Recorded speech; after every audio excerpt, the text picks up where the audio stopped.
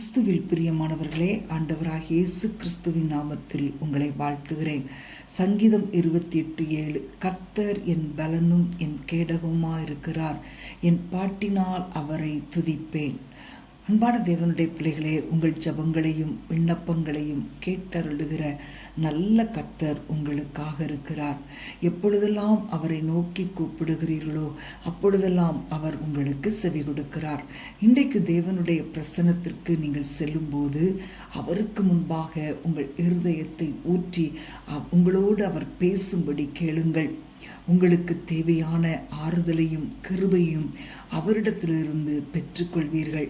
பிரியமானவர்களே, நீங்கள் அவரை நோக்கி கூப்பிடும்போது துன்மார்க்கருக்கும் உங்களுக்கு விரோதமாக தீங்கு நினைக்கும் அக்கிரமக்காரருக்கும் அவர் உங்களை தப்புவிப்பார். காரணம், அவர் உங்களுடைய பலனும் கேடகமாயிருக்கிறார்.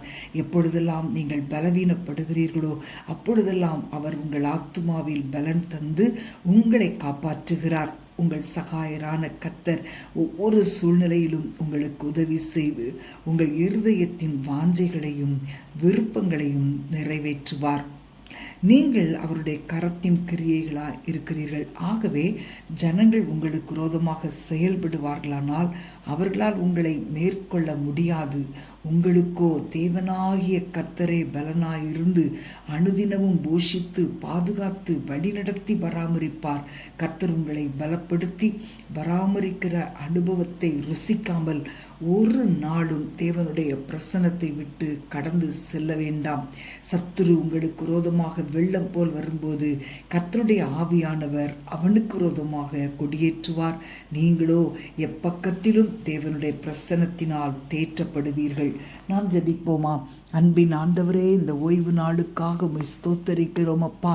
இந்த நாளிலே உம்முடைய பிள்ளைகளுக்கு விரோதமாய் உருவாக்கப்படும் ஆயுதங்கள் வாய்க்காமல் போகும்படி ஜெபிக்கிறேன்.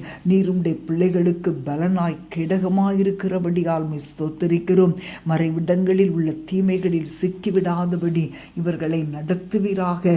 இவர்கள் குடும்பத்தை சுற்றியிருக்கிற பிரச்சனைகள், தொழிலை சுற்றியிருக்கிற பிரச்சனைகள், பிள்ளைகளை சுற்றியிருக்கிற பிரச்சனைகள் எல்லாம் இயேசுவின் நாமத்திலே அழியட்டும் அப்பா.